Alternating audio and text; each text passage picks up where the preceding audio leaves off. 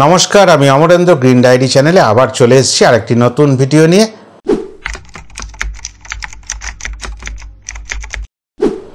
আজকে সম্প্রতি ঘটে যাওয়া 19শে এপ্রিল তো আপনারা জানেন বিএফডিসির ইলেকশন হলো।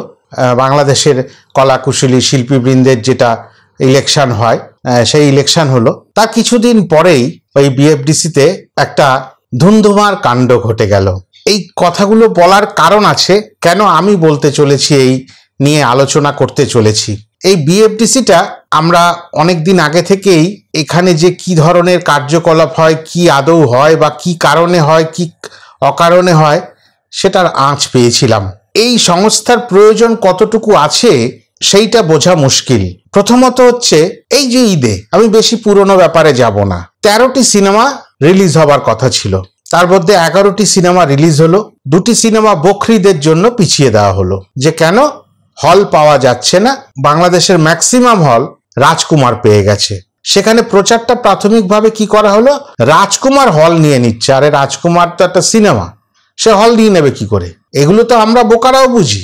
রাজকুমারকেই প্রদর্শিত করাবার জন্য হল মালিকরাও এগিয়ে রয়েছেন। কেন? সারা বছর কোনো ব্যবসা হয় না, শাকিব খানের একটা সিনেমা হলেই ব্যবসা হয়। আপনারাই বলেন শাকিব খানের সিনেমা মানে ঈদ, বেশ তাই মেনে নিলাম। তাহলে ঈদের সময় শাকিব খানের সিনেমা আসবে, তাহলে হলগুলো নিঃসন্দেহে বসে থাকবে। কেন? এত বছর যে ঋণে ধারে কর্জে অবমাননায় তাচ্ছিল্য অবস্থায় পড়ে থাকে হলগুলো, প্রিয়তমা আসার পরে 2023-এ একটু ঘুরে ফিরে দাঁড়িয়েছিল।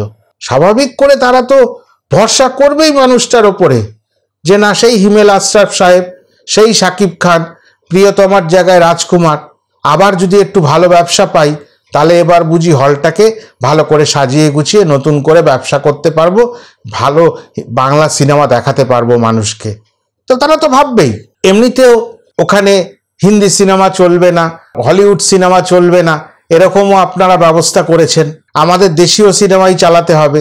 আমাদের ভারতবর্ষে আমরা বসে বলছি, আমাদের এখানেও তো হলিউড সিনেমা চলে, আমাদের পশ্চিমবাংলায় বসেও তো হিন্দি সিনেমা এখানে চলে, আবার আমাদের বাংলা সিনেমাও চলে।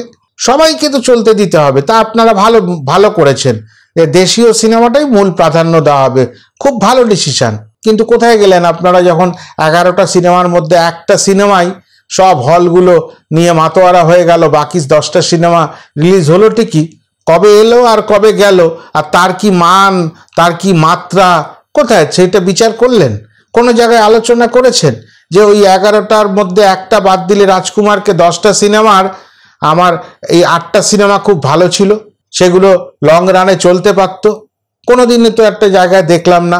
এতগুলো সামাজিক মাধ্যমের মধ্যে, কোনো খবরে, কোনো প্রিন্ট মিডিয়ায় তো দেখলাম না যে ওই সিনেমাটা নিয়ে এটা চলার মতো সিনেমা ছিল। আর যে দুটো একটা সিনেমা চলার মতো ছিল, রাজকুমারের যে ঝড় বয়ে গেছে তাতে সে উড়ে চলে গেছে। তাহলে ভুলটা কোথায় হলো? আপনাদেরই ভুল হলো। তাহলে বিএফডিসি করে রেখেছেন কেন?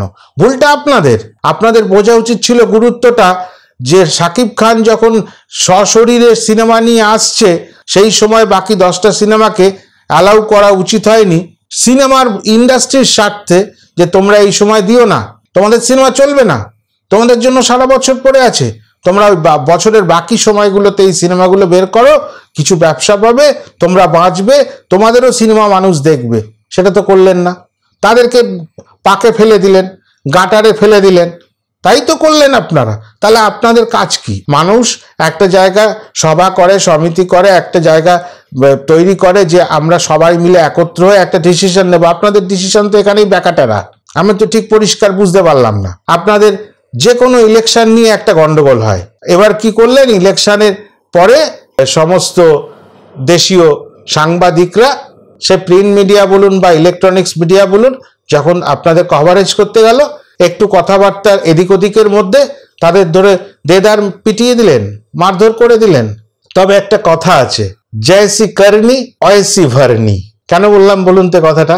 মনে পড়ে 2017 সাল, এরকমই একদিন রাতে শাকিব খানকে অন্যায়ভাবে ডেকে নিয়ে সবাই মিলে ধরে মেরেছিলেন, মনে পড়ে? সেই অপরাধের ভান্ডারটা যে পূরণ হয়েছিল, সেইটা আবার এইভাবে হলো কেন? সেদিনও মারধর করেছিলেন, কাকে করেছিলেন? আজকে যে আপনাদের দেশের গর্ব, যে কোনো দেশের একটি বড় স্তম্ভ হয় এই সাংবাদিকরা পরের দিন সকালবেলা ফলাও করে সব জায়গায় লিখতে পারতেন না, প্রতিবেদন দিতে পারতেন না এটা অন্যায় হয়েছে শাকিব খানের সঙ্গে, অন্যায়ভাবে তাকে মারধর করা হয়েছে, গায়ে হাত দেওয়াটা কোনো সলিউশন ছিল না। আর আমরা হয়তো তার ভেতরকার খবর জানি না, তা আপনারাই সেটা উন্মোচন করতেন, করেননি। আসলো না, কতদিন সময় লাগলো, 7টি বছর পরে খেলেন আপনারাই মার। এটাই হয়, ধর্মের কল বাতাসে নড়ে। আপনি যখন আপনার কাজটি করবেন না, কারোর পাশে দাঁড়াবেন না, কাউকে বিপদে ফেলবেন, কাউকে জলে ঠেলে দেবেন যে তুই ডুবে মর, আপনাকেও একদিন ডুবে মরতে হবে, প্রস্তুত থাকতে হবে আপনাকে। এটাই হচ্ছে পৃথিবী। সেদিনের যে ফসল ফলাবার জন্য বীজ বপন করেছিলেন তার ফসল উঠল এই বিএফডিসির ইলেকশনের পরে। শাকিব খানের সিনেমায় ইন্ডিয়া থেকে কেন কোরিওগ্রাফার আসবে, আমাদের এখানে কোরিওগ্রাফার কি কোনো কম পড়েছে, ওইখানকার হিরোইন কেন আসবে, হিরোইন এলে 50,000 টাকা জমা দিতে হবে, কোরিওগ্রাফার এলে 25,000 টাকা জমা দিতে হবে, সিঙ্গার এলে এত টাকা জমা দিতে হবে। আপনারা অনেক কায়দা করেছেন না শাকিব খানকে আটকাবার জন্য, এবার দূরে বসে না হাসছে। আমি যেমন হাসছি, আমি তো সামান্য মানুষ, তো কত বড় মানুষটা হাসছে বুঝলেন তো, আপনাদের অবস্থা খুব খারাপ। এই যে একটা গান আছে, সবারও সমান নাহি যায়, এটা মাথায় রাখবেন, চিরকাল সবার সমান যায় না। সেদিন শাকিব খানকে যে অপমান অন্যায়ভাবে করেছিলেন, গায়ে হাত তুলেছিলেন, তার প্রতিশোধ এইভাবে চলে এলো। কেন বলুন তো? আপনি বলবেন তার যারা মেরেছিল তারা তো মার খায়নি, হ্যাঁ তারা মার খায়নি, কিন্তু যাদের হাতে দায়িত্ব ছিল যে অন্যায় হলো না সঠিক হলো সেটা তুলে ধরা জনসমক্ষে, সেটা তারা সেদিনকে করেননি। আর এটা প্রতি দেশেই হয়, কিন্তু সেটা হয় রাজনীতির ক্ষেত্রে, মেইন স্ট্রিম রাজনীতি, যেমন মেইন স্ট্রিম সিনেমা বলছি, মেইন স্ট্রিম রাজনীতি মানে দেশীয় রাজনীতির মধ্যে। আপনারা তো একটা ছোট্ট সংগঠন, সেই সংগঠনটার মধ্যে এরকম রাজনীতি করে মারামারি করে মরেন, তাহলে আপনারা শিল্পী মানুষ তো সবাই। আবারও বলি, শিল্পীদের অনেক নরম হতে হয়, সহনশীল হতে হয়। শিল্পীরা মারামারি করছে, এ কেমন? আর শাকিব খান যত উঠছে তত জ্বলছে আপনাদের অবস্থা খুব শোচনীয়। আমি বলতে পারি যারা পুরনো দিনের শিল্পী তারাও যে ভার্সন দিচ্ছেন, আমি বেশ কিছু শুনলাম, শাকিব খানকে আটকানো মুশকিল এ করা, কেননা ও হাইটটা বড় হয়েছে, পরিশ্রম করছে জীবনে, পরিশ্রমের সাথে ও যা লড়াই করে আগাইছে, ওরে কেউ পিছিয়ে ফেলাইতে পারবে না।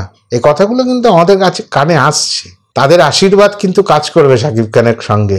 সেই জন্য শাকিব খানের পেছনে লেগেন না। শাকিব খানের পেছনে লেগে একটাই লাভ হতে পারে, আপনাদের নাম লোকে জানবে, এছাড়া আর কোনো লাভ নেই। এই কথা বলেই শেষ করতে চাই।